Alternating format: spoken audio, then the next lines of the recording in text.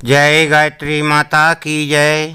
मित्रों, आज हम आपसे रूबरू हो रहे हैं और यह पता लगाने के लिए कि ईश्वर की कृपा हमारे ऊपर है या नहीं है, और अगर है तो क्या संकेत देते हैं।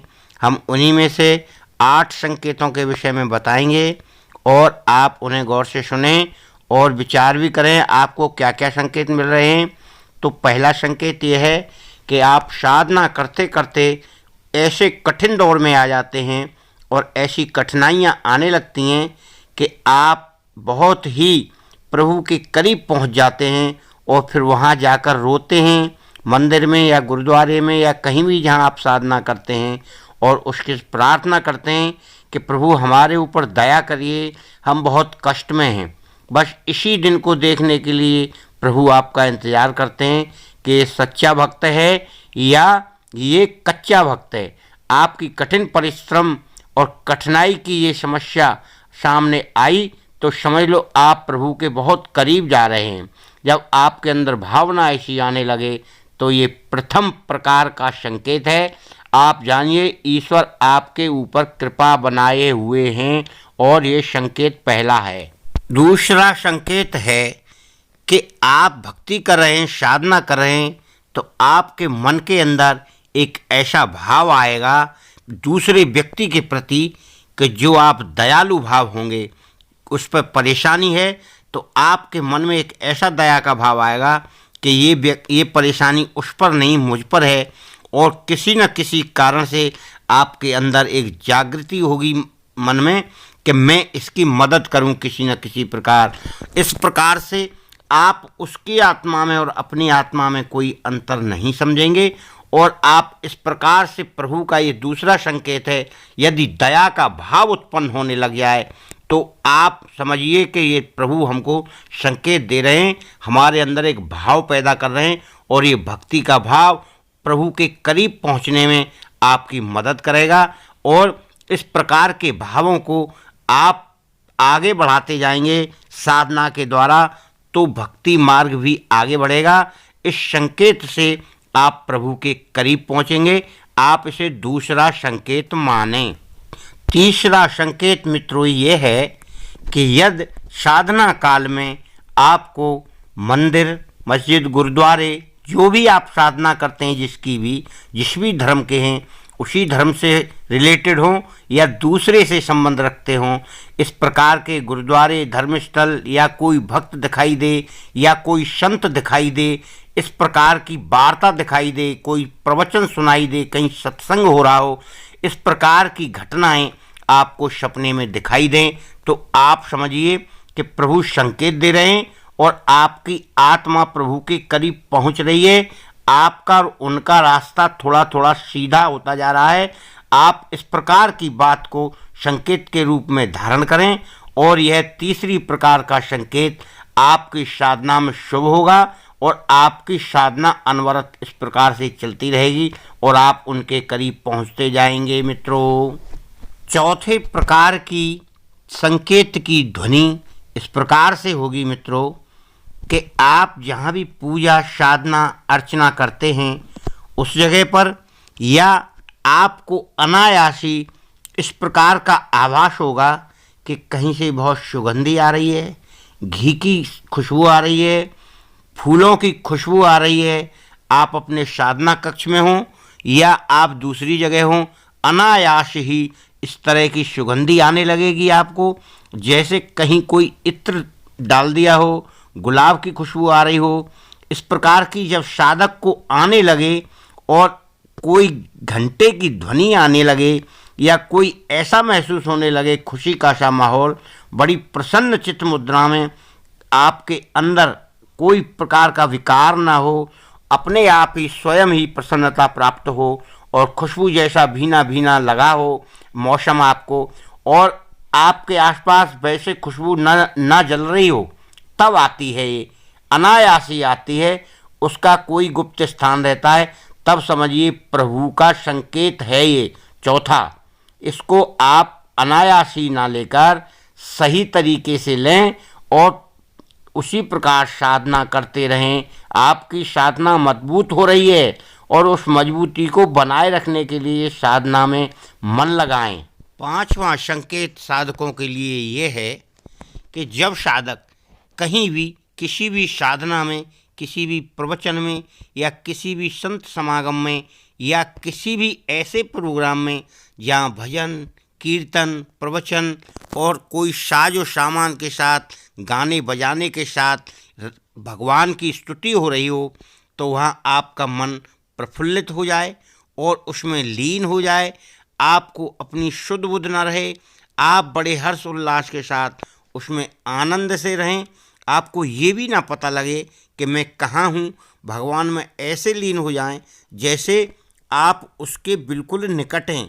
तो इस प्रकार की ध्वनि भी आने लगेगी और आपको अपने अंदर एक ऐसा प्रकाश सा दिखाई देगा कि मैं तो अलग ही व्यक्ति हूँ और सामान्य लोगों से।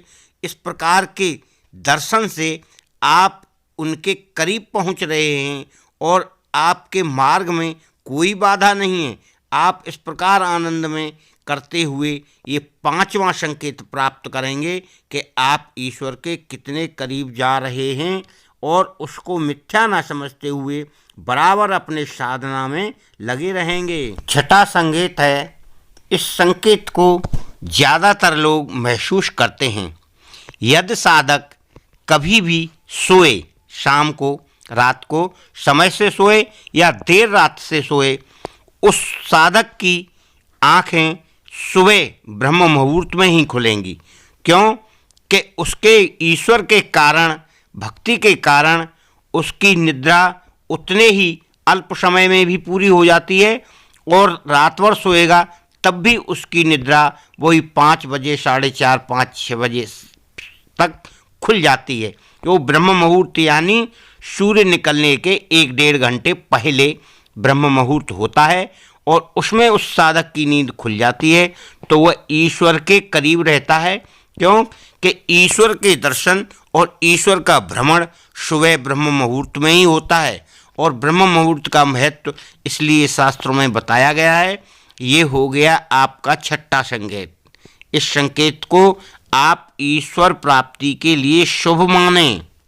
सातवां संकेत है मित्रों कि जो भी साधक हैं, नित्य नियम करते हैं, रोज साधना करते हैं, तो साधना करते हुए वो पूजा करते हैं या जप करते हैं, उस समय इतने भाव विभोर हो जाते हैं कि उनको आँखों से आंसू आने लगते हैं, उनकी रोने जैसी भाव बन जाते हैं, प्रभु में ऐसे लीन हो जाते हैं और प्रभु के ऐसे कितने करीब हो जाते हैं कि माता या पिता के रूप में मानकर उनकी शरण में रहकर उन्हें ऐसा लगता है कि मैं तो बड़ा दीनहीन हूँ प्रभु, आपकी कृपा के बिना मैं कुछ नहीं कर पाऊँगा और आपकी कृपा मेरे ऊपर बनी रहे।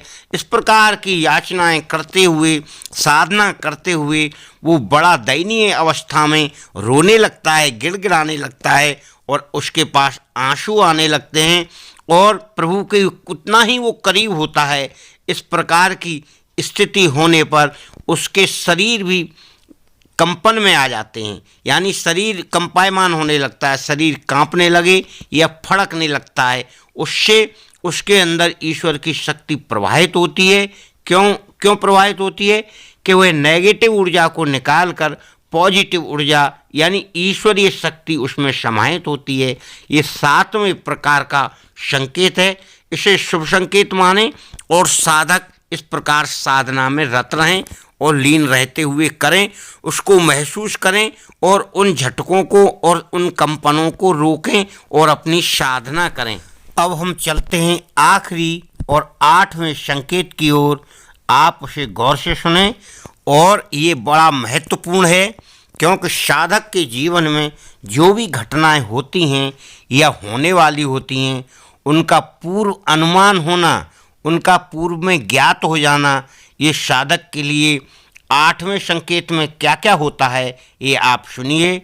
कि यदि आपकी घटना कोई ऐसी है जो कल होने वाली है तो आपको उसका आभास हो जाए, या अभी कोई घटना हो रही है तो उसका आभास हो जाए कि जैसे कोई आने वाला है, जैसे कोई बुरा होने वाला है, इसके संकेत मिलने शुरू हो जाएं। जैसे दाईं आँख फड़कती है तो कोई शुभ संकेत अवश्य मिलेगा, अच्छा कार्य होगा। या बाईं आंख फड़कती है तो कुछ घटित होने वाला है बुरा, इस प्रकार के संकेत मिलते हैं। या सवेरे सवेरे जब निद्रा खुलती है ब्रह्म मुहूर्त में, तब कोई ऐसा स्वप्न आता है जो सजीव जैसा लगता हो, कि जैसे कोई आदमी आके बता गया हो। इस प्रकार के संकेत हमें मिलते हैं तो ईश्वर की कृपा के कारण ही होता है।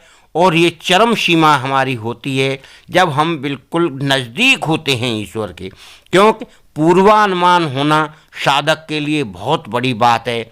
और कभी कभी ऐसा भी होता है कि साधक जो कुछ बोल देता है वो सत्य हो जाता है, या कुछ करने जाता है तो अपने अंदर ऐसा लगता है जैसे प्रभु की कृपाएं हमारे ऊपर, हमारे साथ कुछ गलत हो नहीं सकता और ये कार्य हम करने जा रहे हैं अवश्य पूरा होगा। इस प्रकार की भावना अपने अंदर मजबूत हो जाए, यानी विश्वास हो जाए ईश्वर पर कि नहीं, ये कार्य हमारा खराब नहीं हो सकता, प्रभु हमारे साथ हैं। इस प्रकार की भावना से 8वें प्रकार का संकेत प्रभु का है ये, क्यों कि वो साधक ही इतना विश्वास कर सकता है जो पहले से साधना करते करते यहाँ तक पहुँचा है, इन संकेतों तक, और उसकी क्रिया अभी जारी है और करीब जाना चाहता है। इस प्रकार से करीब जाते जाते एक दिन वो ईश्वर के इतने करीब होता है कि ईश्वर के उसे दर्शन भी होते हैं, ईश्वर से वार्तालाप भी होता है। उसका रूप कोई भी हो सकता है, ईश्वर का सपने का भी हो सकता है और हल्की परछाई के रूप में भी हो सकता है।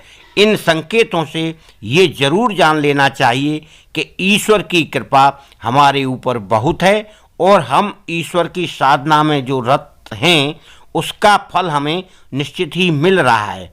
विश्वास से ही ईश्वर को प्राप्त किया जा सकता है। साधना एक माध्यम है, आप अनवरत साधना करते रहें और ईश्वर के प्राप्त होने के इन संकेतों को महसूस करें। बीच बीच में आप कई विचार करते हुए ये ध्यान करें कि आज हमको कुछ दिखा, सुना, महसूस हुआ, और फिर उसको अपने जीवन में चेक करें कि हमारा जो हमने देखा था क्या वो सही है। इस प्रकार के दृश्य देखने को मिलेंगे आपको कि जो अक्षरतः सही निकलेंगे और ईश्वर की कृपा के पात्र होंगे आप। इस प्रकार की साधनाएं करने से कितने ही भक्त लोग, कितने ही साधक लोग ईश्वर के बहुत करीब पहुंच गए और उनकी वाणी भी सिद्ध हो गई, उन्हें कुछ दूर का सुनाई भी पड़ने लगा और आप ये मानेंगे कि वो जो कह देते हैं वो सत्य भी हो जाता है। ये इस प्रकार की साधनाएं हैं जो 8 संकेत हैं, हमने यहाँ आपको बता दिए। मित्रों, आप इन संकेतों को ध्यान में रखकर साधना करें और अपने साधना में ऐसे ध्यान से साधना करें कि बीच में कोई गैप ना हो और नियमित साधना चलती रहे। आपकी साधना शुभ हो। इसी के साथ में आपको माता की कृपा बनाए रखे माता, और आपको आशीर्वाद भी देता हूँ माता की ओर से। मेरे पास तो आशीर्वाद इतना है नहीं है क्योंकि माता ही देती हैं। मित्रों, आपकी जय हो और मैं भी जय गायत्री माता की जय।